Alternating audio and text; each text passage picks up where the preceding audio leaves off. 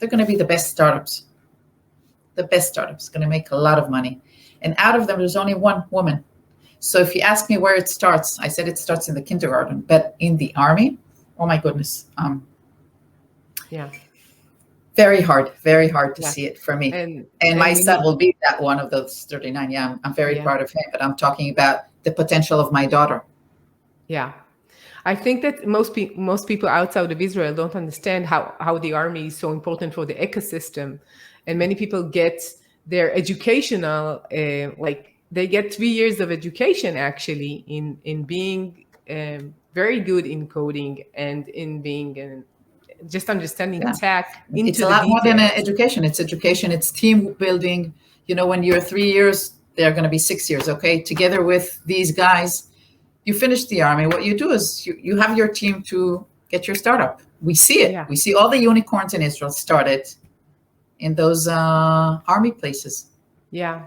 You know, I'm working with the startup right now, and one of them came from many years in the army, and he still talks about like army language when he talks. And sometimes I tell him, no, we're not saying 0600. This is not how we say like time.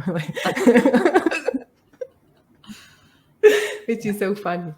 Okay, so what needs to change? We're talking about like education and the way that we lead our small kids and small daughters forward.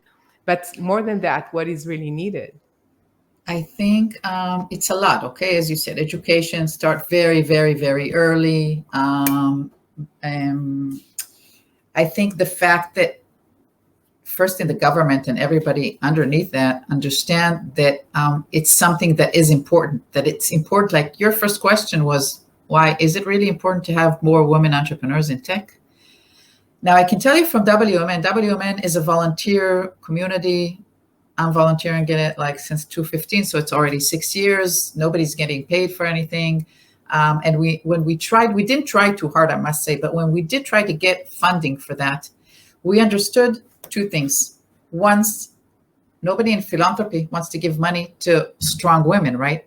Because, you know, you're an entrepreneur, so you don't really need money. The money will go usually to, I don't know how to say,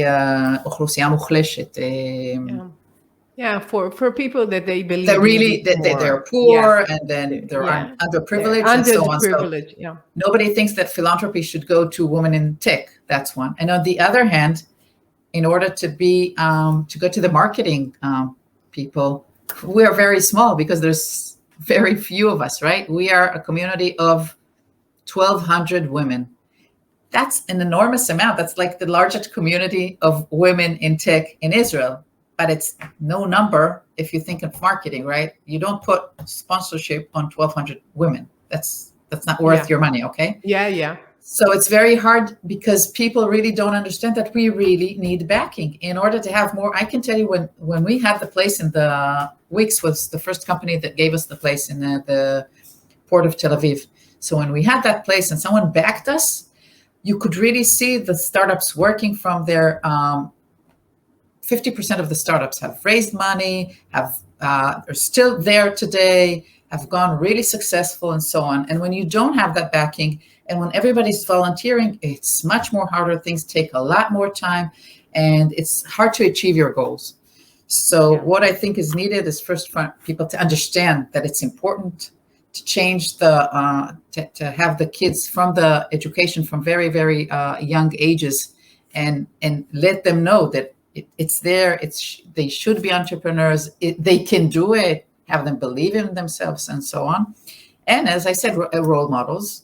And something I didn't even talk about, but is very, very important. And I must say, I'm starting to be optimistic because I think there's a start of a change in it. Is have women investors, because when I remember Orit Chashai from Brayola, she's one of the entrepreneurs, and when she went into a room and needed to talk about bras. And whoever was sitting next in front of her were only men. They didn't understand what she was talking about. Okay, they made jokes about the bras and so on. But, you know, a lot of the times women go into a room with men, they would usually tell them to make the coffee.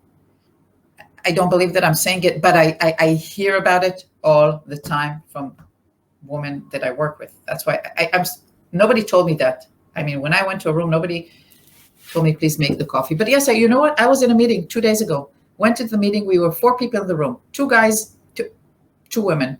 The guy looked at me and said, who are the nice girls here? Girls.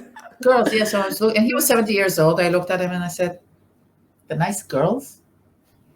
I was shocked. I didn't even know what to, I was like, I'm a woman. Yeah. No, it's something very, very small, okay? And I think when people talk to me, they understand that I'm not a girl, that I'm a woman, and everything's fine. But it's little things that happen all the time. So if we had more women investors, so when a woman entrepreneur goes into a room and wishful thinking, okay, not 50%, 30% of the room would be women, and 70% of the women will be men, I'm sure it will be different.